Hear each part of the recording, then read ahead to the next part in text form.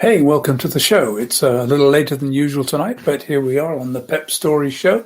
And tonight we're going to be talking about passion and why that's so important in all of your speaking.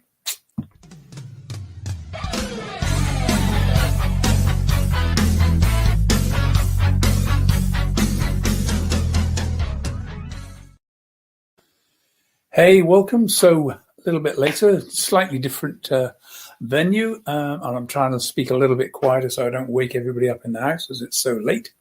But we're going to keep this fairly short. But I want to talk about passion tonight. And think about this. We're talking about the PEPP Story approach to great speaking: purpose, experience, passion, performance, and story. Those 5 elements. We've looked at purpose, we've looked at experience, and tonight I want to get into the importance of passion and why you need to be thinking about that all the time.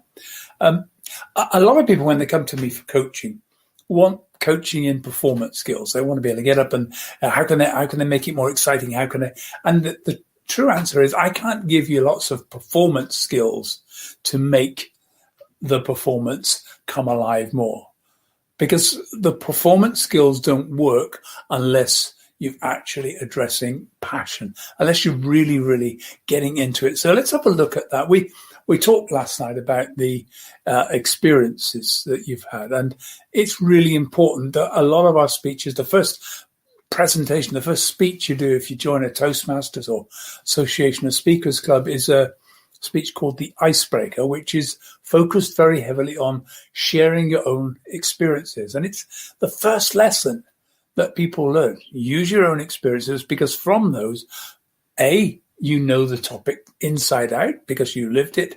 But more importantly, if you find important points in your life, what you'll find are your passions.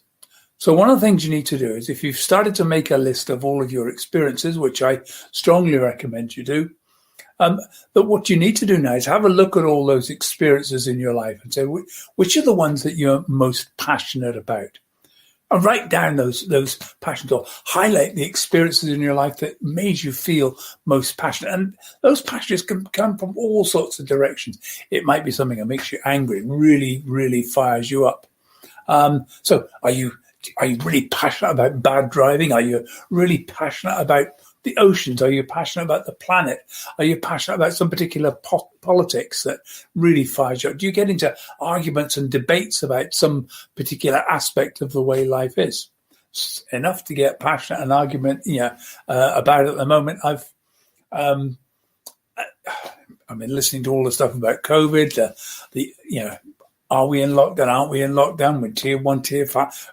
Who knows where we are? I have lost track of where we are, and it's become a bit of a sore point for me. It's the kind of topic I can get very engaged in. I can get online and start ranting away if I need to, and there's a passion coming out. Now, the thing about it is that I find that there's no topic that is actually boring as a subject.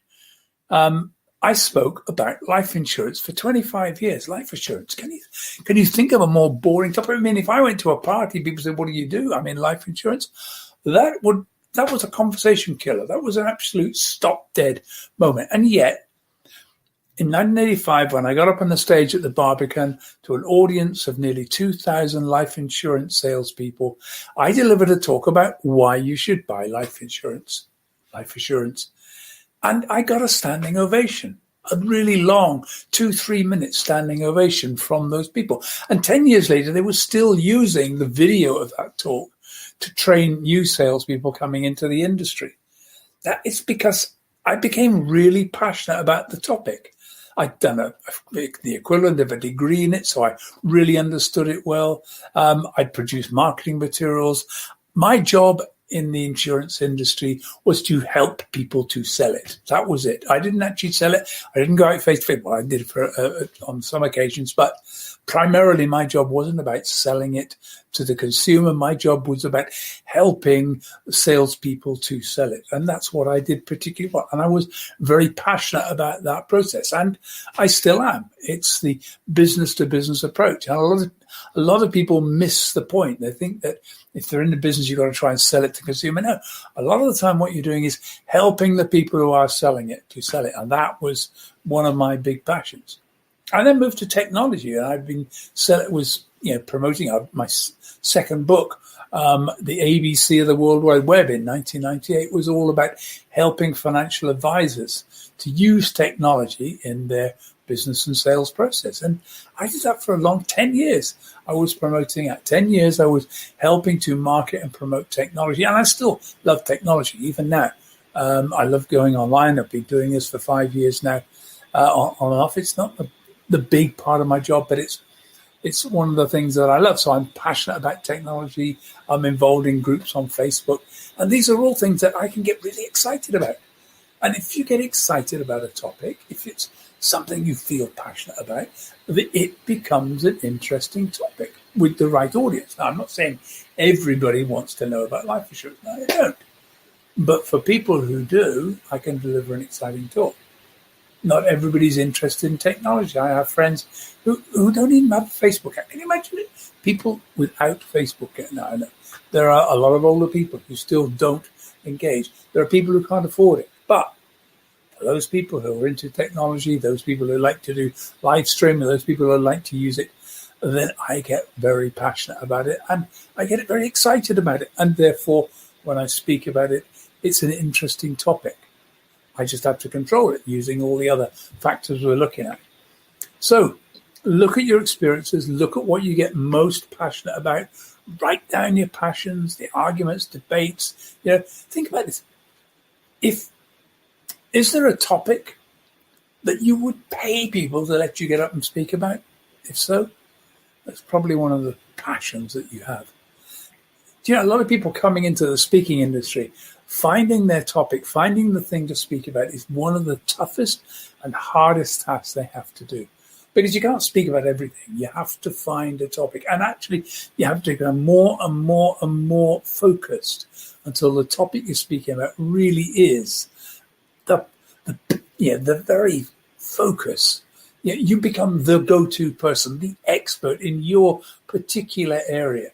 I talk about diversity, but it's a fairly narrow part of diversity. I don't really talk about disability. I don't really talk about race and all those other things. I talk about gender and the issues around gender because it's something I experience. It's something I'm passionate about.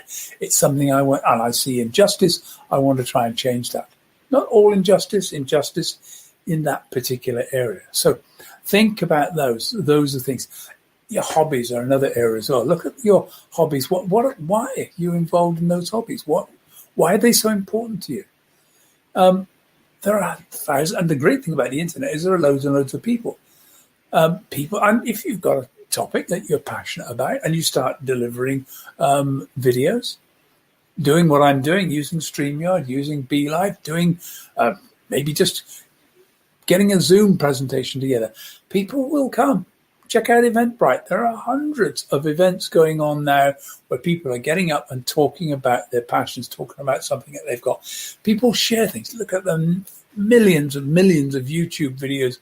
Just people getting passionate about something, sharing it. And, you have to put some structure into it. You have to use your experiences. But the ones that really grab you, the ones that really draw you in, the ones where you keep coming back, that's the ones where people are really passionate about their topic.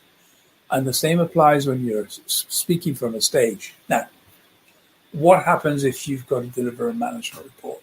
Can't make that passionate, can you? Well, actually, yes, you can. I was at a speakers convention and they decided to pep up. Use my choice. They decided to pep up the financial report. So the accountant came up, and while he was delivering the report, two guys were actually juggling. Well, they were juggling chainsaws and sickles around him while it was on. The whole thing became, and he was particularly passionate about the whole area of juggling as well and got involved in it. And it made the whole presentation a lot of fun. And there are lots of ways that you can make any presentation fun if you're passionate about it. If you think, right, how can I make this come across? How can I make this more exciting? And it's because you access your passion. If you just do it as a performance without the passion in it, it won't work. You can tell, the audience can feel it. They can see, oh no, this is just fake. This is just set up. If you're really passionate, it really starts to work. So let me tell you one story about how I saw somebody do this. I was doing some coaching. I talked about this actually earlier in the week. I was doing some coaching for a professional speaker, and he delivered, and the idea was he was going to deliver a speech and then come back a couple of months later and we would video it. So I was coaching them for the session, help improve the particular presentation, and then come back and we'd video it to help make it into a showcase presentation. And one of the speakers came and delivered a speech on management, which was, well, it was pretty boring. All the rest of the speakers looked at me as if to say, well, how are you going to get out of this, Ricky? And I found it really hard. And I normally, when I'm at coaching, I look at, where's your purpose? Where's your sense of what you're doing? And we were working on purpose. We were looking at experiences. And I was really struggling to find what was wrong, why this wasn't firing. And I couldn't get it. We talked about why it was important, and I just wasn't there. Then in the coffee break, the speaker started talking about Reiki. Now, it's not a topic everybody's interested in, but when he started talking about it, he literally lit up. His whole demeanor changed. He became more colorful, more animated. And I thought, wow, there we go. There's the passion. There's that. What's happened? I said, is there any way that you can take what you've just talked about in Reiki, or the passion you feel for Reiki, is there any way you can bring that into your talk in management? Well, when he came back and delivered it, he did just that. He brought all up. He actually got somebody up on stage and started to do a Reiki session while talking about it and talking about the way in which you go outside your business to find new ideas that you can bring back in. And it became a really entertaining speech. So all the time, just have a look. Look at your hobbies, look at your voluntary issues, look at your politics, look at your, the passions that you have, look at your experiences, the things you argue and debate, and see how you can bring that in to make it positive in delivering a speech that you have to deliver. Takes a bit of work, takes a bit of challenge, but I know you can do it. So there we go. That's passion. Look for making sure that you use passion and access your passion when you're doing your speeches. So I'm back tomorrow. I don't know what time it will be. I'm trying to target for about 5 p.m. So I'm going to try and aim to get there tomorrow. Tomorrow we're looking at performance, not the huge amount. We're going to just look at it in general, because performance is I'm going to break it down into that's going to be a whole week. We're going to be looking at various different performance issues, because, it is important to build up your performance skills. And that's tomorrow. And don't forget, if you're interested in speaker coaching, just drop me a line. It's ricky@rickyarundel.com. If you've got a TED Talk coming up, if you've got some big meeting that's handing up here, I can help to make that presentation come alive, help you find those passions, to bring some energy into your speech, help you use your experience, help you get it focused. It's surprising. Sometimes when I'm coaching people, I spend more time just looking at why they're doing what they're doing than actually the performance.